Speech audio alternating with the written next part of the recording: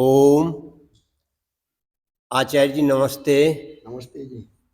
हमारे आचार्य जी कालवा गुरुकुल से आचार्य राजेंद्र जी नैष्टिक जो कालवा गुरुकुल के संचालक हैं, आज हम उनसे निवेदन करेंगे कि जो देसी गाय है उसको जो लोग नहीं पाल रहे तो उससे क्या नुकसान है और अगर पालेंगे तो उससे क्या लाभ मिलेगा। देखो, आपने बहुत अच्छी बात पूछी है। जैसे हमें गाय पालनी चाहिए और कौन सी गाय पालनी चाहिए, ये दो बात हैं। गाय तो हमें अवश्य पालनी चाहिए। क्यों पालनी चाहिए? क्योंकि ये संसार जो बनाया है परमात्मा ने सभी जीवों के कर्म फल भोगने के लिए और कर्म करने के लिए बनाया है। तो धरती पर गाय को उसने उतारा है, तो गाय को भी जीने का अधिकार है। तो गाय इसलिए पालनी चाहिए क्योंकि उसको धरती पर रहना है, पहली बात। दूसरी बात, ये मनुष्य के लिए बहुत हितकारी है। किसी किसी बच्चे की मां मर जाती है या किसी कारण से मां को दूध नहीं उतरता है, तो बच्चे को दूध से ही पाला जाता है। किसी का बच्चा जो होता है, प्रायः बच्चे जो जेर से पैदा होते हैं वो दूध से पलते हैं। तो दूध आरंभिक भोजन है। जब हमारे इस जीवन की शुरुआत होती है तो दूध से होती है। उपनिषदों में आया है, बोले तिनके की रक्षा करो। वो तिनके से क्या होगा? बोले तिनके से दूध होगा।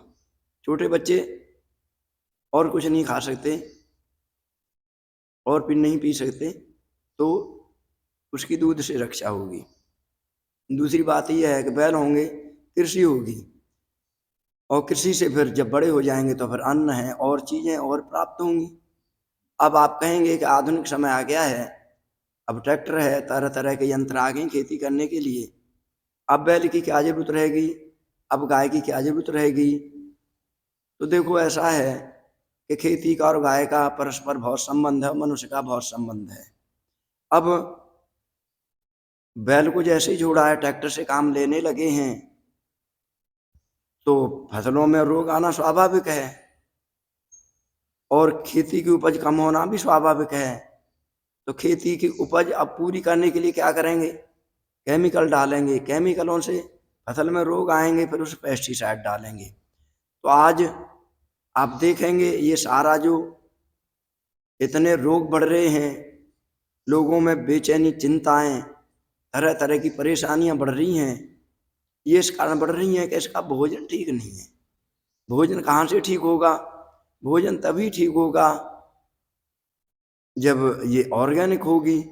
आजकल ऑर्गेनिक शब्द प्रयोग करने लग गए। ऑर्गेनिक का मतलब ये होता है गाय आदि जंगली जंतुओं और इनके जो जो पैदा किया जाता है, गोबर आदि से, मूत्र आदि से जो भोजन पैदा किया जाता है, जो अन्न पैदा किया जाता है, ये बड़ा पुष्टिकारक होता है और रोगनाशक होता है। तो ऐसी ऐसी चीजें डाली जा रही हैं। वैज्ञानिक लोग कह रहे हैं कि जल में, पृथ्वी में और वायु में इतने केमिकल जा चुके हैं, एक एक केमिकल से भी आदमी की मृत्यु हो सकती है। तो ये सब हमें देखो, कर्म कभी किया जाता है, फल कभी मिलता है। हमारे ऋषि मुनियों ने 1,96,08,53,125वां वर्ष चल रहा है, तो 125 छोड़ दें हम, तो इतने समय तक इस सृष्टि को बड़ा सुरक्षित रखा। जल और वायु, अन्न हमारा सारा बहुत पवित्र था। अब इन 125 वर्षों में हमने जब से गाय को छोड़ना प्रारंभ किया है, तब से हमारा सर जल, वायु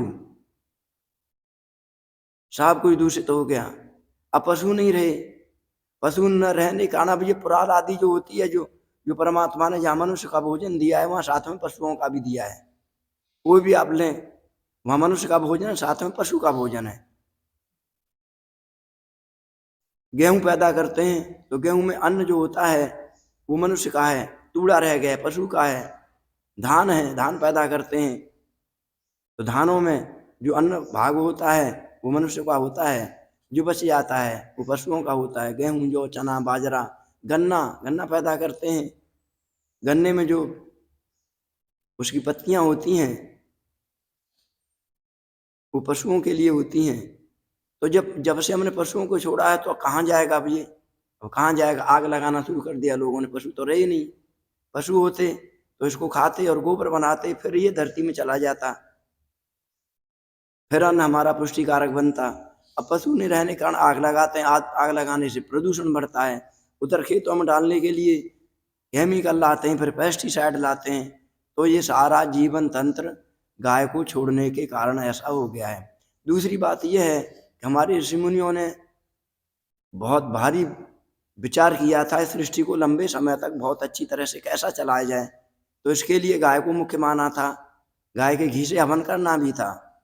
गाय के गोबर को तो खेतों में डाल देते थे, गाय का दूध पी लेते थे। जो घी एक सार भाग होता था उसको जला करके इस वातावरण को पवित्र किया जाता था, जल को, वायु को, सबको पवित्र किया जाता था। अब तो भोगवादी प्रवृत्ति होने के कारण इस तरफ तो ध्यान ही नहीं।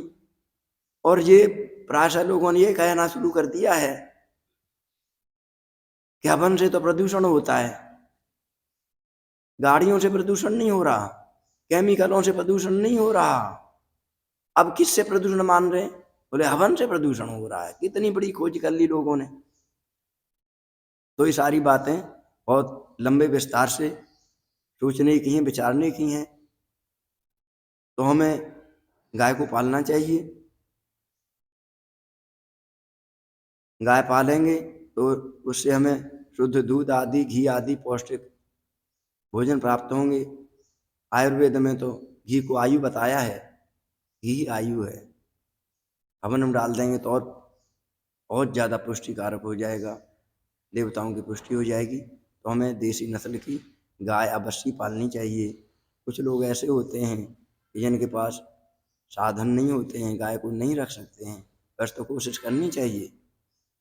परंतु क्यों गाय से जुड़े रहना है, तो गाय से जुड़ने के लिए गौशालाएँ हैं, वहाँ पर संबंध स्थापन करके वहाँ दान आदि जैसी भी श्रद्धा करना चाहिए। तो गाय तो बहुत अवश्य प्राणी है मनुष्य जीवन के लिए। तो इन्हीं शब्दों के साथ में और कोई बात हो तो आप पूछ सकते हैं। श्रद्धेय आचार्य राजेंद्र जी नैष्टिक गोभक्त वेद को निरंतर अध्ययन करके हमें ऋषियों की जो बातें हैं वो सब बताते हैं। इसके लिए आप हमारा ये वीडियो देखते रहें और जो भी आपका सुझाव है वो हमें कमेंट बॉक्स में आप लिख करके भेज सकते हैं। ज़्यादा से ज़्यादा हमारा वीडियो देखें। आप सभी का बहुत बहुत धन्यवाद, आभार। ओम।